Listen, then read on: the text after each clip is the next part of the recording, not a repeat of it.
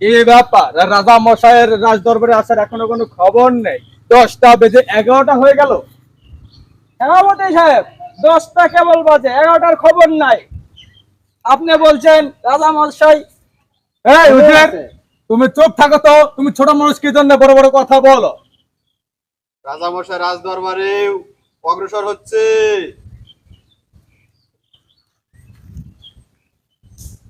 কি ব্যাপার রাজা সাহেব, আপনার রাজ দরবারে আসতে এত দেরি হলো কেন? আপনি কি বালিশে মাথা দিয়ে রানীমার কোলে ঘুমাইছিলেন নাকি?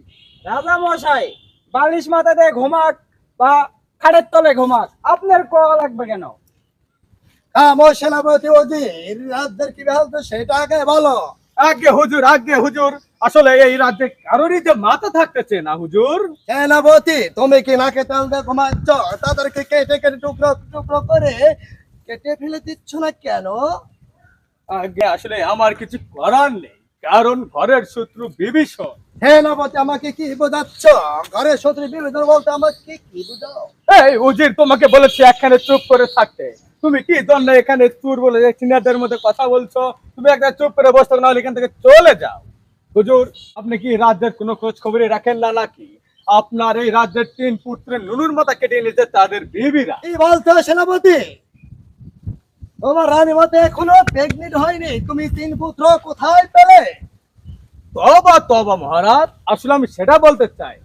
আমি বলতে চাইছি যে আপনার রাজ্যের 3 প্রধান নুনুর মাথা কেটে নিয়েছে তাদের স্ত্রী। সেই ভয়ে আমি চায়না থেকে তালা নিয়ে এসে লাগাইছি। আপনি কি দেখতে পাচ্ছেন না? রাজা মশাই, এই সেনাপতি স্বার্থপর, একে এই রাজ্য থেকে বের করে দিয়ে ওর জায়গায় আমাকে নিয়োগ করুন। এই উজির, তুমি কি বলছো? তুমি কি ভেবে বলছো? তো ছাগল দিয়ে কোনোদিন কি হাল চাষ করা যায় নাকি? মহারাজ সেটা ভালো করেই জানে। এই খামোশ, তোমরা চুপ করো। সেনাপতি, এ কি শোনালে? তোমার কথা শোনা আমার গায়ে মাথা ঘেমে আন্ডারপ্যান্টের করুন অবস্থা। আর এদিকে আমার এই 2 প্রহরী আমাকে কেন পাঠাই দিচ্ছে না? আর এদিকে সেনাপতি তোমার সেফটির জন্য কায়না তালা লাগাচ্ছ, অথচ আমার কথা ভাবো না। আর তোমাকে বহিষ্কার করা দরকার। মাফ করবেন মহারাজ, আপনার জন্য চায়না তাল অর্ডার দিয়েছে হুজুর, কিন্তু আসতে একটু দেরি হবে। সেনাপতি, এখন তাহলে আমার কি উপায় হবে? মহারাজ, আপনি চাঁদা তালা নিয়ে কোনো টেনশন করিয়েন না। আপনার তালা যথাযথ সময়ে এসে যাবে। আর এই রাত্রে যারা নুনু হারায় নাই তাদেরকে নিয়ে কি ভাবলেন? শোনো সেনাপতি, আমার একটাই ডিসিশন যে এই রাজ্যর কারো বউ থাকবে না, সবার বউকে বাপের বাটি পাঠানোর ব্যবস্থা নাও। আগে হুজুর, আপনার কথা যথাযথ সম্মানে আমি করার চেষ্টা করি, কিন্তু কথা হচ্ছে এটা তো স্বার্থপর হয়ে গেল হুজুর। এই রাজ্যে কারোরই বউ থাকবে না, অথচ আপনার বউ থাকবে। এটা কি করে হয়?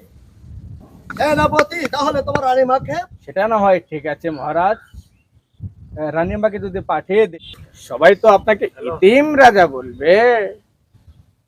সেনাপতি, তোমার রানীমা যদি আমার কাছে থাক, সবাই আমাকে নুনুকুটো রাজা বলবে। না না না, আমি আর এই টেনশন নিতে পারছি না। এই সেনাপতি, আমি এখন কি করব তুমি বল। আগে মহারাজ, আপনি এক কাজ করতে পারেন। আপনি এই রাজ্যে ঢোল পিটিয়ে সবাইকে বলে দেবেন সবাই যেন বাংলা তালা লাগায়। সেনাপতি সাহেব, তাহলে আমাদের রাজা কি তালা লাগাবে? চুপ করো যে! রাজা মশাই কি তালা পড়বে সেটা আমি ঠিক করব। হুজুর, আপনি কোনো চিন্তা করেন না। এই সব উজিরের কথা শুনে আপনি মন মানসিকতা নষ্ট করেন না। রাজা মশাই, আপনি কোনো চিন্তা করিয়েন না। আপনার জন্য চায়না তালার ব্যবস্থা আমি করব, খুব শীঘ্রই এসে পড়বে। আর আপনি যে পর্যন্ত চায়না তালা না আসিতেছে সে পর্যন্ত রানীমাঠ থেকে আপনি দূর অবস্থান করবেন। সেনাপতি, তাহলে তাই হবে। এই প্রহরীরা, তোদের মাথায় কোনো আছে কি নাই? হুজুর, এখন ঠিক আছে। মহারাজ, এখন চলেন অন্তর মহলে যাই। আর আপনাকে কি বলেছি মনে আছে? আপনি রানীমাঠ থেকে দূরে দূরে থাকবেন। ঠিক আছে সেনাপতি, তোমার কথা অটল থাকবে।